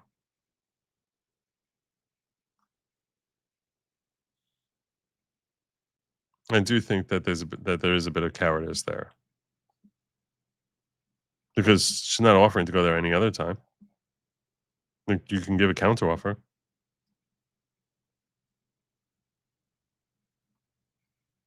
And here's her silly allegations against Graham Allen.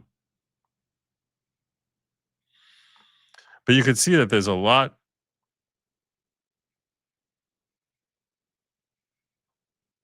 There's a lot that there's a lot of heat here. There's a lot of vitriol, a lot of anger. Here's Tim Pool talking about how she's become a wrecking ball to how Candace Owens has become a wrecking ball to MAGA. That she's become a one-woman wrecking ball to MAGA. It's Huey says, Tim, I work in construction and experience the same thing. My coworkers are all in on the Charlie Kirk conspiracies. If the Republicans lose in the midterms, I believe that Candace Owens is wholly responsible. She is one of the biggest podcasts on the right doing everything to go to war with the organization that helped get Trump elected. Turning Point specifically was going out and registering people to vote. Without Charlie, it's in trouble. Turning Point needs to be able to go out and rally young people and register them to vote. And she's doing everything she can to destroy that. And that is going to, I suppose, it's going to rip out the coffers on the right. There is no organization like Turning Point that exists anywhere else that has the resources and the reach. And without Charlie, I'm not sure that they can make it. But I can tell you this, Candace lighting a Molotov and throwing it through the window is not helping. And it's the most demoralizing thing ever. Additionally, all of the fucking cowards on the right who are too scared to say anything about her because she tweets at me talking shit or whatever, and then a bunch of people come and flood our chat. I could give a single flying fuck. You can come and you can burn everything I have to the ground, and I will happily live in a van down by the river. I don't care to be number one. I don't need to be number one. What I care about is what is true and what will help this country and what works. And she is a fucking scumbag. Okay. And she's getting worse every day.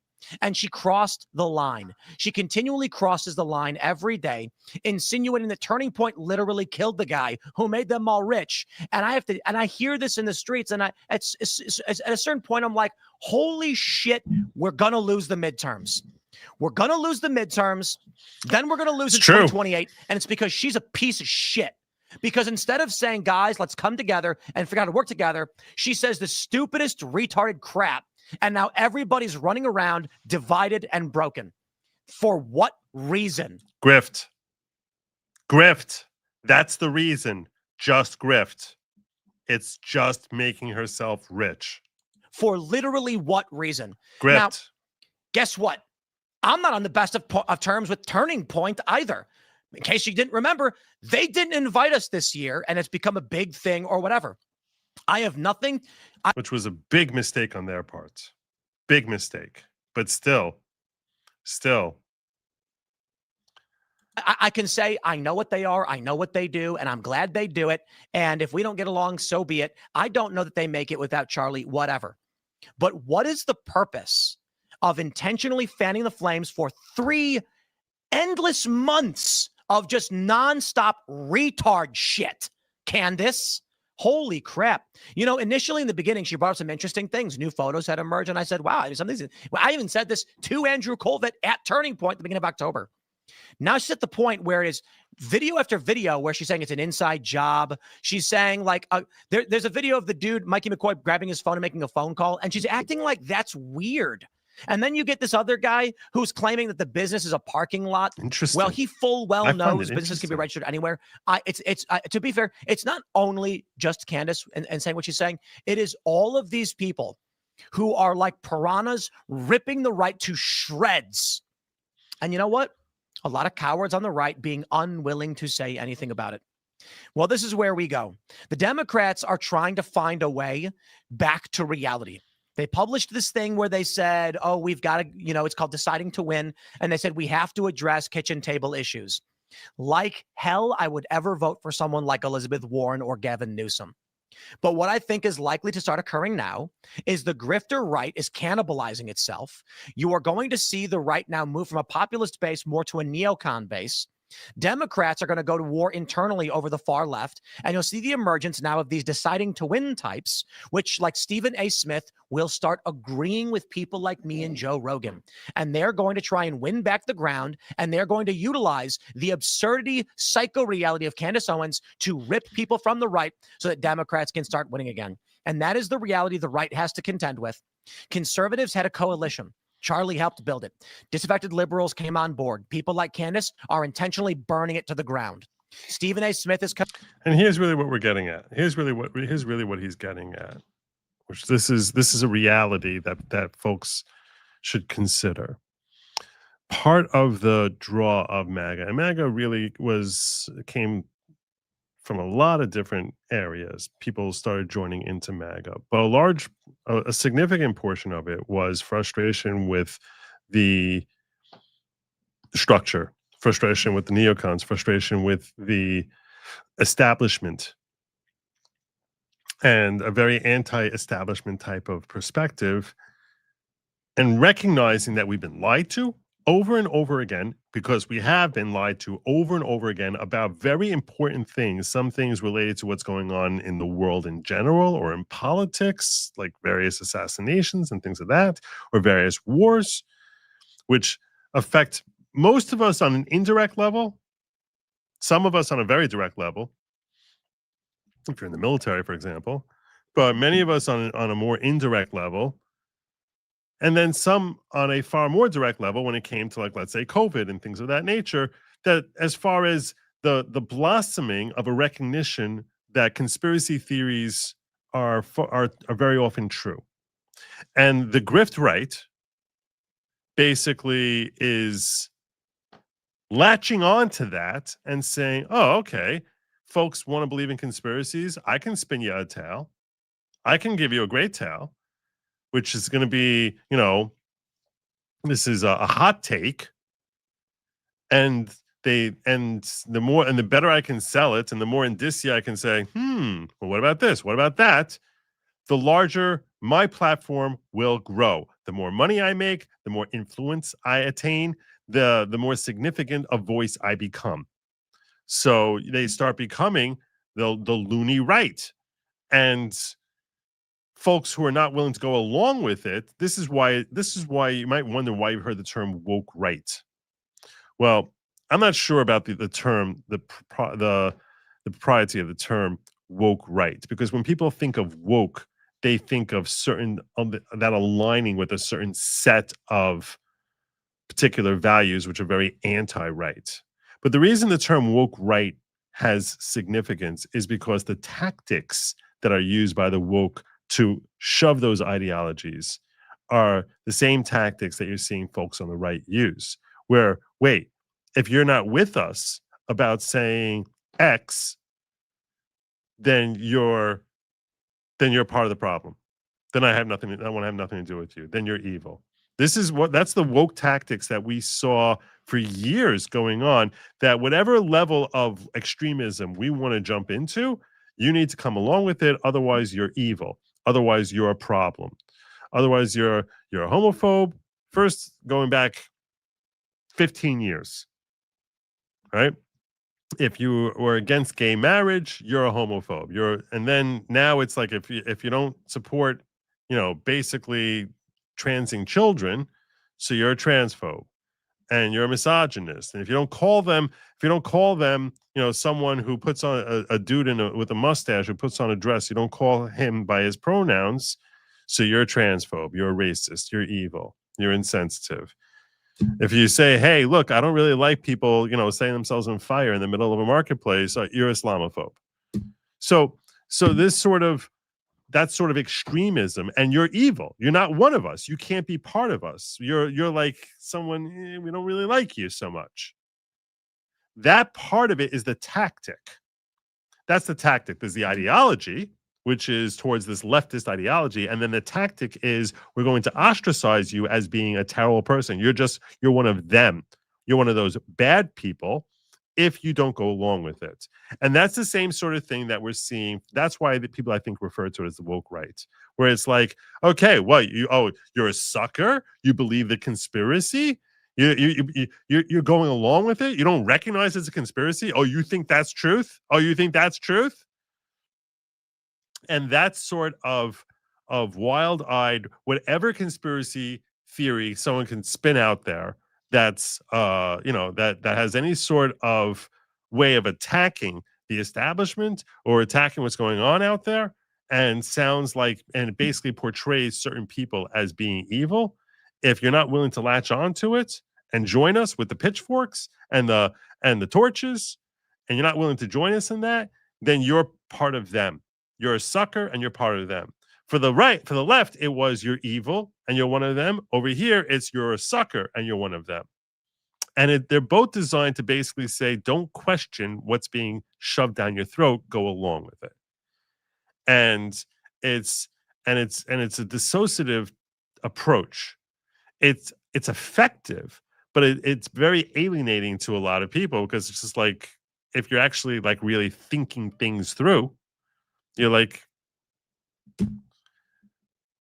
I can't just jump on board. And this is particularly dangerous to MAGA, because a MAGA mindset is I want to think for myself. I mean, that's where most of us came from, is I want to think for myself. I'm not always going to agree with everyone who's in my camp, and that's okay. But this is infecting and splitting us apart, where it's like, hey, you're not one of us any longer. And that splinters a group. And that has a real danger of splintering and harming us in future elections, which then opens up the doorway for these idiots on the left to actually, get to the seats of power. It's very dangerous. It's a very, very dangerous situation. Off topic, have you seen DHS.gov is looking for legal professionals, lawyers, to be deportation judges? Have you seen that? I thought I saw that they were looking for people from the military, like JAGs. Now they're looking for just lawyers? You said you would love to be a deportation judge. I would. I would. I would love to do that. Now I got to look that up. Judge Logic. That would be awesome. That would be awesome. Judge Logic.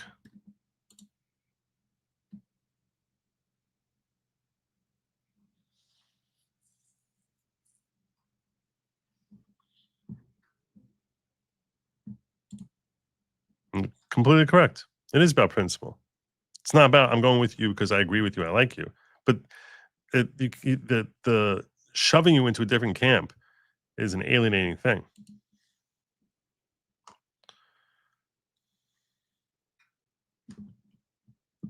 So yeah, Candace Owens is a cancer. She is. And there are others who are going along with it. And it's frustrating.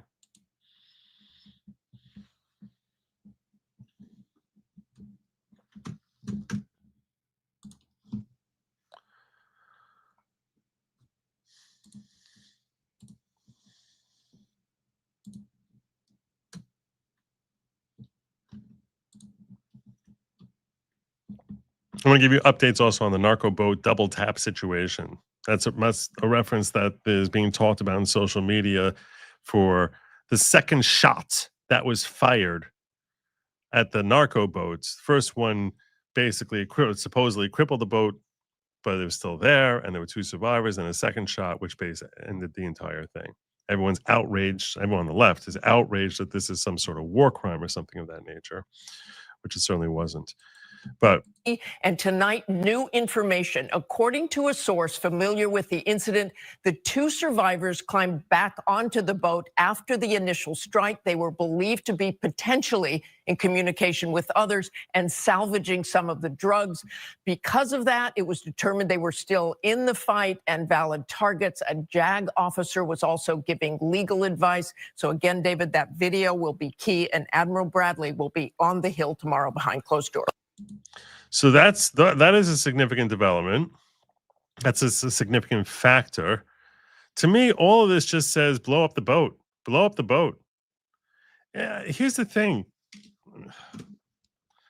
Got one more clip on this. This is a story. Admiral who ordered September boat strike told lawmakers survivors were trying to finish the drug run. So it's as if they were still going. We hit them once, we crippled them, but it's like they're still going. They're trying to finish the drug run. So we're like, no, that's not happening. The Navy admiral who directed strikes against a suspected drug-running boat in the Caribbean Sea on September 2nd told House and Senate lawmakers later Thursday he believes survivors of the initial U.S. attack were trying to complete their deadly mission when he ordered follow-up strikes. Admiral Frank Bradley, head of U.S. Operations Command, gave the final order for both the initial missile hit and several additional strikes that killed 11 people, followed by a directive by War Secretary Pete Hegseth to destroy the boat and its narcotic cargo. So getting rid of the cargo is still there. There are rescue ships that are coming. Rescue ships are not just there to pick up the people, they're there to get the drugs, and the drugs are the problem. Bradley and a group of Pentagon officials briefed lawmakers and played footage for the controversial strike to provide context. That is Admiral Frank Bradley right there. Quote, I saw 2 survivors try to flip a boatload of drugs down the United States back over, flip it back over so that they could stay in the fight and potentially given all the context we heard of other narco-terrorist boats in the area coming to their aid to recover the cargo and recover those narco-terrorists. Senator Tom Cotton told reporters afterwards. Look, this is not a firefight from Payton, Afghanistan that has 3 people, he continued. This was witnessed by literally hundreds of uniformed and civilian personnel at the Pentagon at Fort Bragg and other installations. It's my expectation and my deep hope this will continue. The Wall Street Journal, citing 3 Pentagon officials, reported that surveillance video of the operation did not reveal 2 survivors until an hour after the initial hit, after Hegseth said he stopped monitoring the video feed. That left Bradley to decide whether the pair should be still be considered combatants subject to further attacks or classify them as out of fight and order a rescue attempt.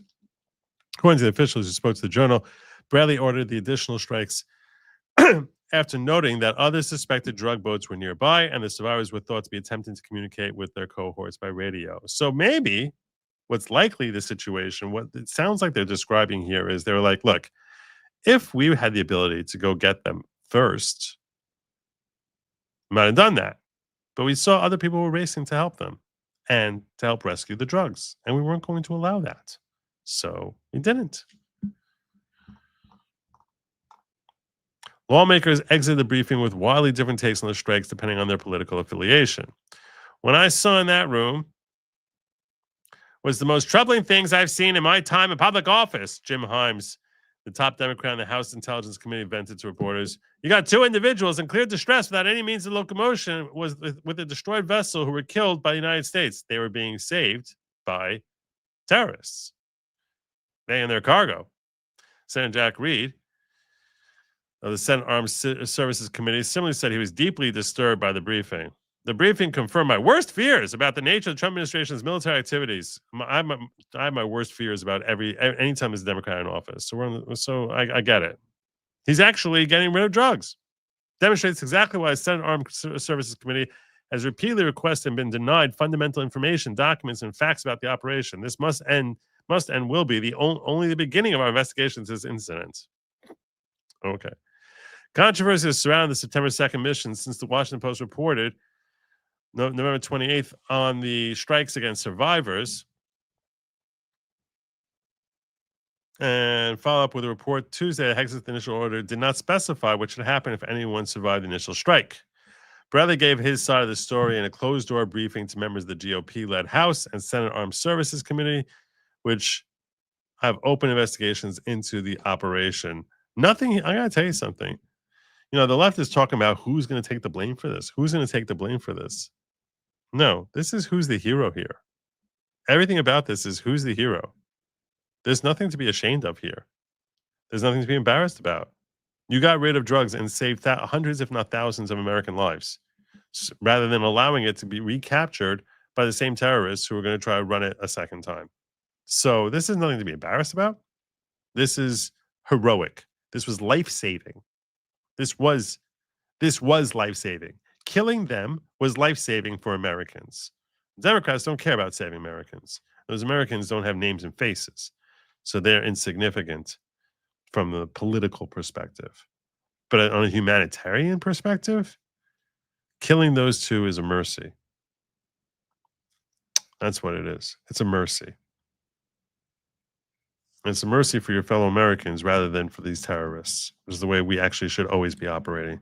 That should be our natural default, and if it's not our default, it should definitely be where we're course correcting toward. So God bless him for that. He sent me the job posting via DM weeks ago. I don't check your DM. I quit watching Candace when she started going off the rails. A lot of us did. People were asking me, like, Joe, how can you critique Candace? Do you watch her? And the answer is no. I don't watch Turning Point USA either. So I don't watch. There's not very many people I watch. I'm trying to think if there's anyone I watch religiously.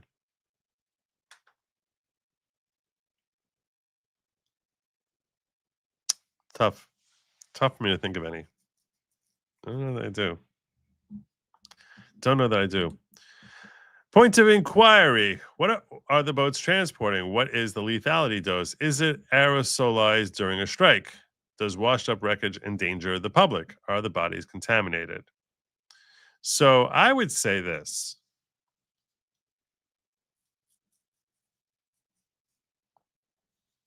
I have no idea. I mean, they're transporting drugs, but you're asking which type of drugs, and I don't know that. What is lethality dose? That would depend on the nature of the drug. Is it aerosolized during a strike? I don't think that that's a concern. The ocean is very, very big. It's very big. Does wash up wreckage endanger the public? Probably not. The ocean it's very big. It's very, very big. It's a very big ocean. Very, very big. I wouldn't think the bodies are contaminated either. I don't know if you can appreciate just how big the ocean is. Like a contaminant a mile away from you on ground is unlikely to have an impact on you unless the winds are bringing it directly to you. We need to have heavy, heavy doses of that contaminant. 3 miles away from you sounds impossible. And 100 miles away, definitely impossible. So at sea, it's even worse because it's all, whatever's there gets basically corroded by the sea, right? I mean, I guess it's aerosolized, no, but like, it's, no. The ocean's vast. It's really, really big. So I wouldn't think that that's a concern. Personally. It's a very big ocean.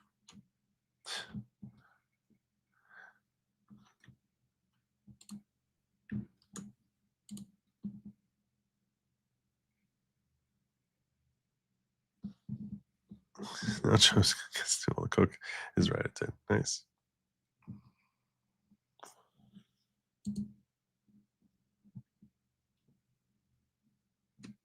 I mean, salt water is very corrosive.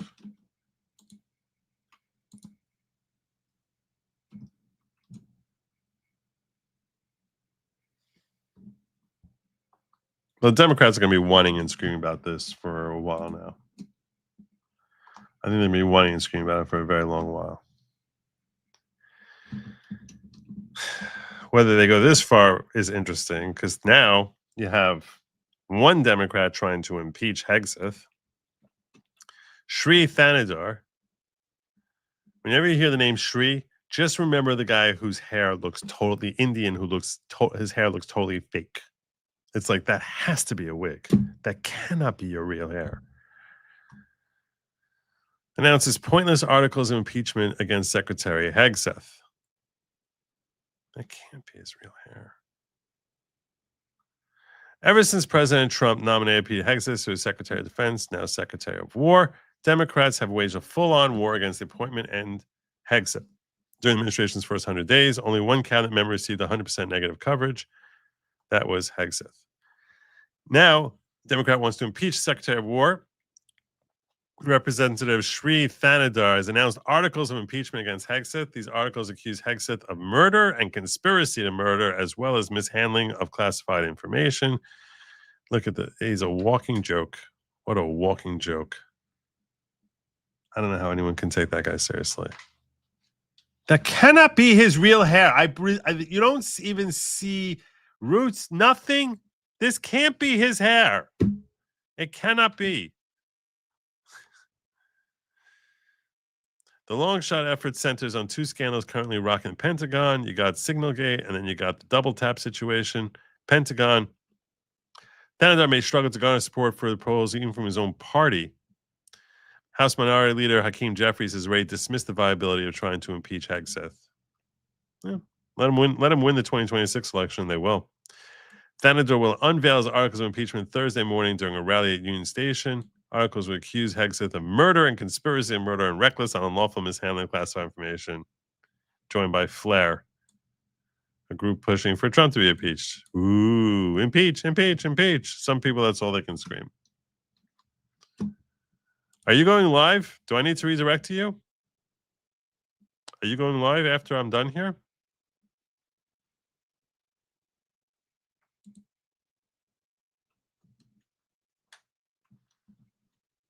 I know you're planning on going later. I was going to have Jim on here if you're wondering why Jim isn't here. But he said he wasn't ready to go so early. He was thinking we're going late, like we did last Thursday on Thanksgiving. But look at what Jim tells you found. All right, let me see what he's. Let me see. Just give me a moment here.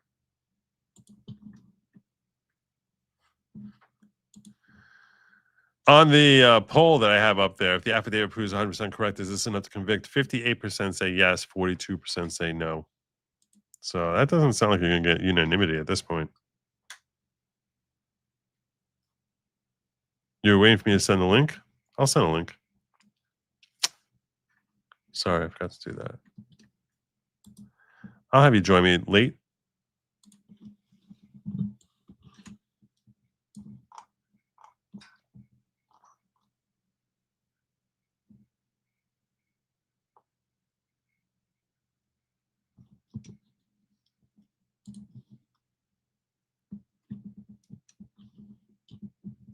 This is interesting. This is a good fun that Jim has. Brian called J6 pipe bombers from a family that runs a bail bond service for illegal immigrants represented by Ben Crump. I'm going to go on a limb and say he's not MAGA.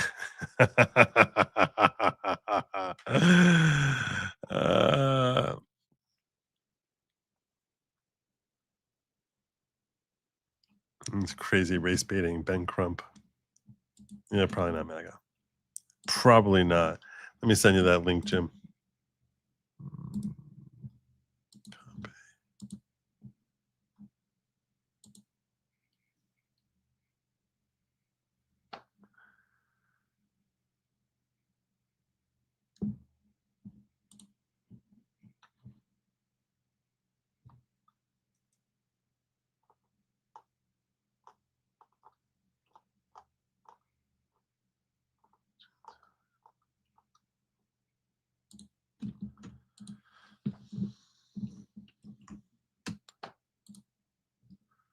There you go.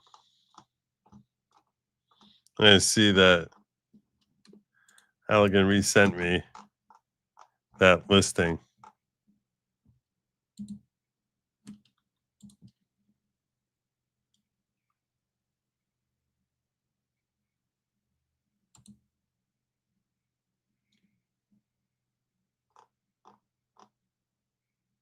November 20th, they put that up. Join.justice.gov.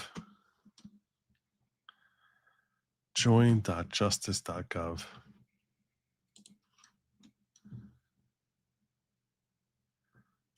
I'll look into it. Pablo Zalaska saying, continue Judge Lawgic as a deportation judge to restore integrity and honor to our nation's immigration court system. Salary $159,000 to $207,000, 70 nationwide locations, potential for full-time remote work.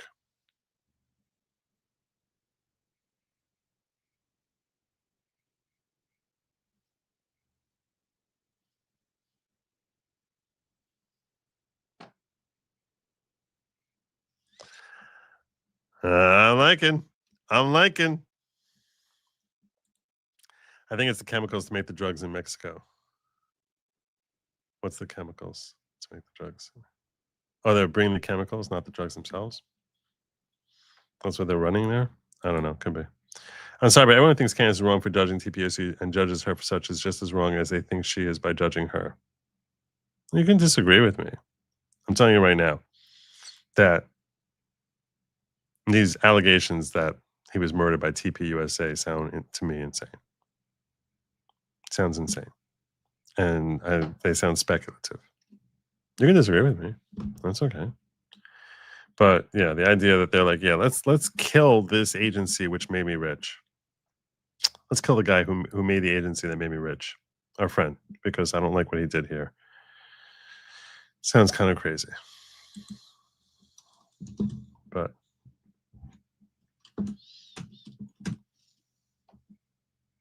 because for all they knew, as soon as he was dead, they'd be out of a job a day later. And what are we going to do? That could have happened. But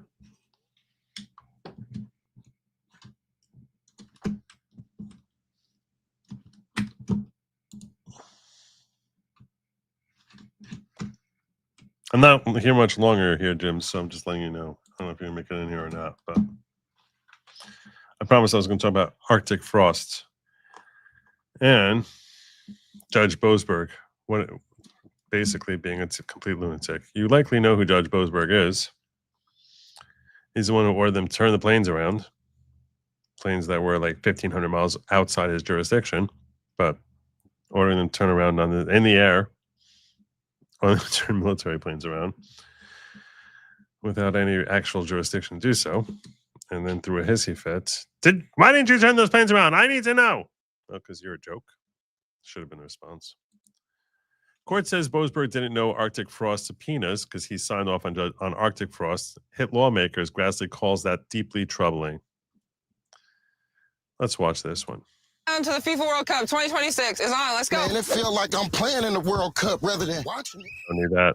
Don't need that. Don't need that. Wait, you trying to say I'm musty? I'm just trying to help you out. Shop Dove men now. Expecting an update any moment now from the Senate Judiciary Chair Chuck Grassley on the latest findings about Arctic Frost. That's the Biden-era FBI operation that allegedly targeted and spied on Republican. Now, I was blasting Chuck Grassley earlier this week because he hasn't confirmed our U.S. attorneys because he's stupidly caving into the whole political shenanigans of the blue slip, which is why we don't have U.S. Attorney Halligan or U.S. Attorney Haba. But here we go. Lawmakers. I believe that press conference and update is about to be underway any moment now. Saw Chuck Grassley entering the room. Let's go live now to that as it looks like it is about to begin. Good afternoon, everybody. A little bit of history before I get to what we're releasing today. I started the investigation into Arctic Frost July 2022. Arctic. Based on whistleblower disclosures. Based on these disclosures, we know that weaponized taxpayer-funded agents and prosecutors advanced the investigation. As Arctic Frost advanced, 92 Republican organizations or individuals were targeted, not just Trump. And they were added to its scope. And author of that targeting list was Special Agent Walter. Arctic Frost was basically let's spy on our political enemies. That's what it was. That's what the operation was. Let's spy on our political enemies. Giardino. He's utterly the unconstitutional. same weaponized agent who was involved in other cases against Republicans, including Peter Navarro. We've learned Jack Smith secretly obtained phone record data from at least 8 senators and 1 congressman. 8 senators and 1 I've congressman. recently been informed by Verizon that at least 11 members with Verizon accounts were affected. That includes a hard line for Senator Cruz's office and a staffer cell phone for former Senator Loeffler. AT&T informed me they challenged the legal basis for Jack Smith's efforts, and Smith. I can't get my camera to work. I don't know what's going on. That's okay. Welcome to the show, everyone. This is Jim Tells You. Jim Satal from Jim Tells You. Good friend of the show. He does his own show. Urge you guys to check him out. Link in the description. Incoming and pinned to the chat. So today, we're making public new records that I've obtained through legally protected whistleblower disclosures. 197 subpoenas were issued by Jack Smith and his team. These subpoenas were issued to 34 individuals and 163. And 0 of them should have been approved because he's not a U.S. attorney. He's a nobody. He never was anything. Businesses, including financial institutions.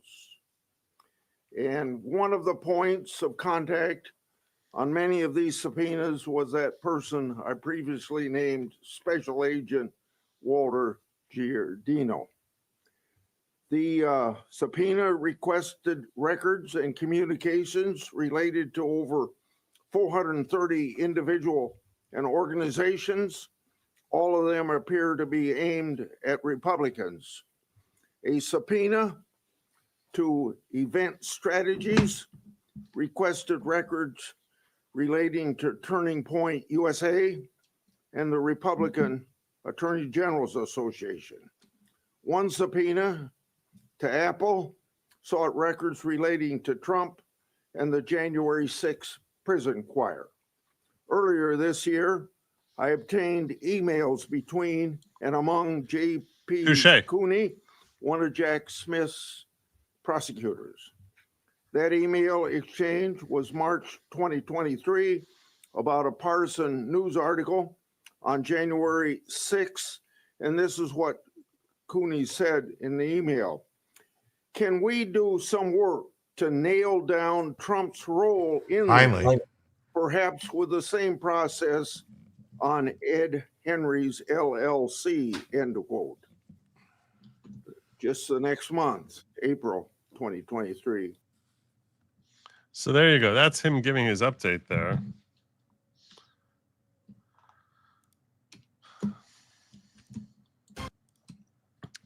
A top federal court official defended Judge James Boasberg's gag orders that hid subpoenas related to the FBI Arctic Frost investigation, saying this week that the chief judge in Washington would likely have been unaware that the subpoena's intended targets were members of Congress. What? So he's issuing subpoenas and has no idea that he's issuing subpoenas against senators. He has no idea.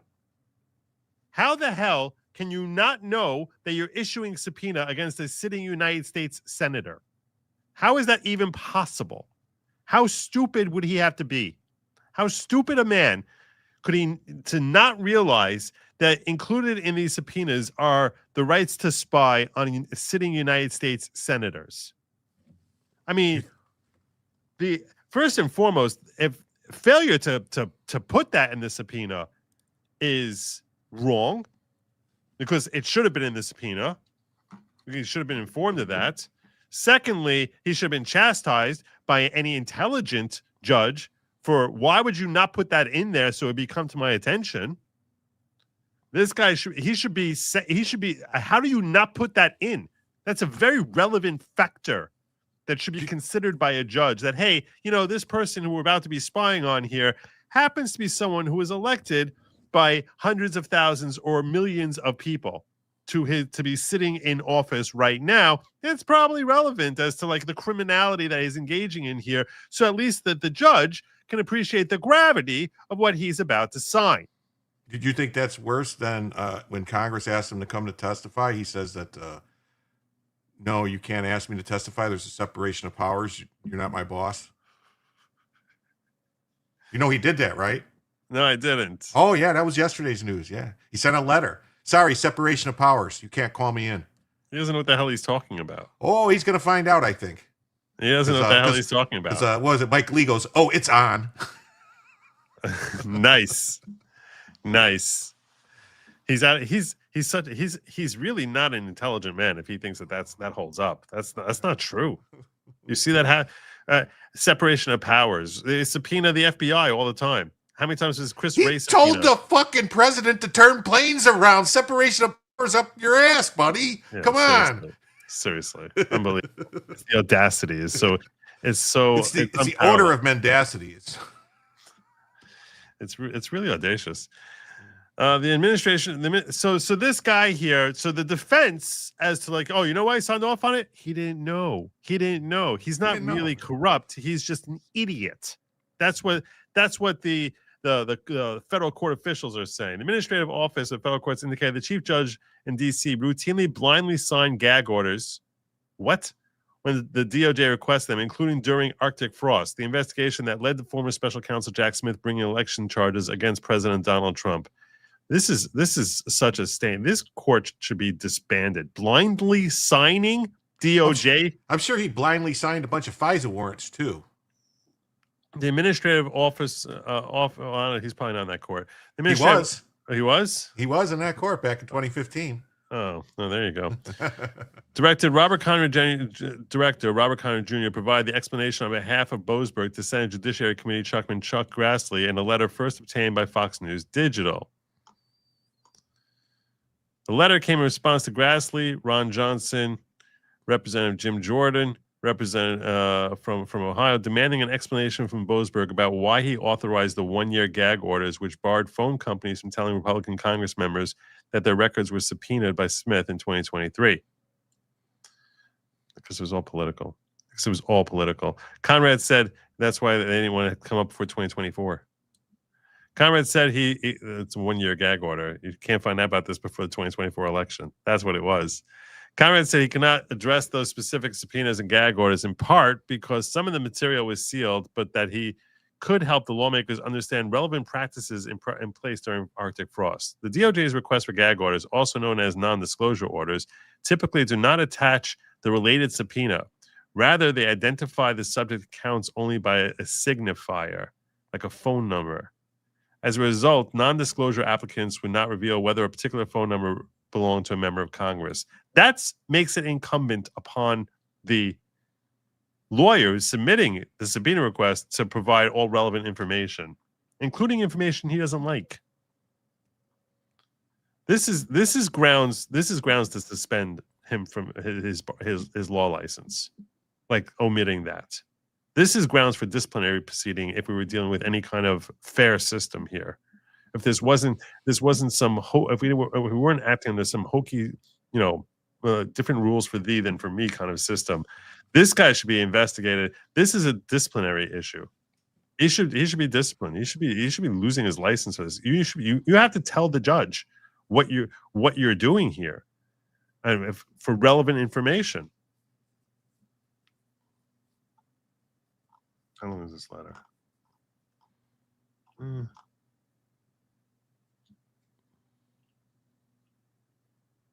Should do the letter? Yeah, I don't know.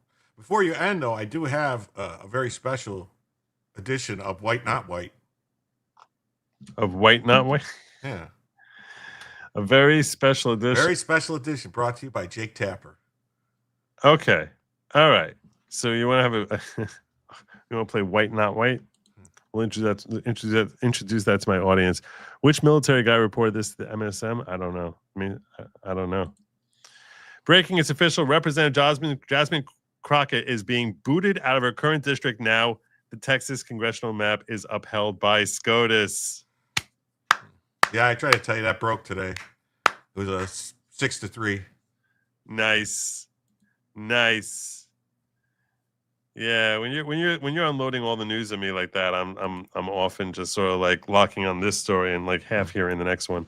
Well, that did break until after everything. Like that broke like 7:00 tonight, 7:30. Oh, so I wouldn't have known. Yeah. Great job. Adios. Na na na na na na na na. Oh man, Jasmine. Goodbye, Jasmine. Goodbye, Jasmine. Thank God. Oh, thank God. Settling down to eat a bowl of my world famous homemade split pea soup, and my favorite two fogies are on. Hi, Joe and Jim. I'm not a fogey. All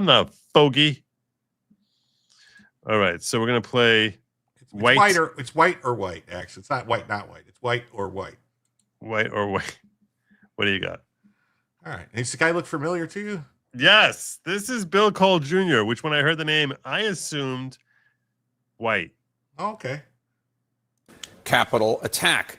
Brian Cole Jr., a 30-year-old white man from the D.C. suburbs, is charged with transporting an explosive device in interstate commerce and with malicious destruction by means of explosion. CNN observed local... Oh, my God. Fucking white people, man. We got to do something about all these white people. They're planting bombs. It's crazy. A 30-year-old white man. You could say a 30-year-old man. 30-year-old white man. Yeah, there you go. Just had to say white man. And what's even funny is like I see you got that thing like his family is connected to Crump. They filed lawsuits against the government. Crump did on their behalf over illegal aliens and shit. Like I'm betting somebody found out who he was and somebody in the Justice Department said, "Oh no, this is one of us." You know, something this got for a specific reason. They did not go after him because his family is they're big donor Democrats tied to the powerful people. I assumed when I heard this story, I've assumed for the last 5 years this was some sort of Fed, that he was some sort of glowy who did this. I'm not saying that. I'm saying like I think assume they that's why figured we'll out- never find him. I assumed it was a glowy. That this whole thing was that's No, why. but we're never I gonna think search somebody for it. figured out who it was, or maybe they started getting close, and like Ben Crump made a phone call. Like they contacted Ben Crump. Ben Crump made a phone call to some his friends in the DOJ, Possible. and they said shut it down, shut it down. That's possible. Which I'm hoping that's true because they couldn't Ben Crump go to jail for interference in something. Go prove it. Yeah. Go prove it. Yeah, someone's got to start talking, man. Someone's got to start talking. Maybe. Anyway, I am about to land my plane over here. Go ahead. I was going to stream tonight anyway. I was going to pop in. I told you send me the link. I'll pop in and out. I totally forgot. I totally forgot. Yeah. But yeah, that's my show, my friends. This is where we're landing right here. Landing right here. Link if you share your link with me really quick, we'll try to get that up there. Okay. But yeah, so did you see that? I tried to message you that the whatchamacallit worked today, the raid from Govia. Yes. You had 450 people come in right away. Crazy. Yeah, it was crazy. And then crazy. I know. Anyway, so yeah, actually, that's I'll just put it in the chat. That'll work. That'll work fine. Great. Okay, thank you. How did it No, that's not the right one.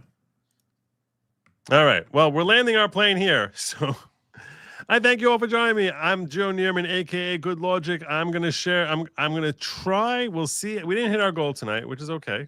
Our goal was I didn't even mention that the goal was if we hit our goal, we're gonna hit. I'm gonna be streaming Saturday night, but I'm still gonna see if I can do it. I was gonna commit to it if we hit our goal, but now I don't have to commit. Now I can sort of play it by ear. So there you go. Anyway, but tomorrow I probably gonna end up being on Layback Law. I assume. I think that's. Are they happening. gonna do a laid-back law? They didn't do one last week, did they? I don't. They did. I missed They it did? last Okay. week. Yeah, I missed it last week, but they did have one. Anyway, Jim, any lab meat barbecues this week?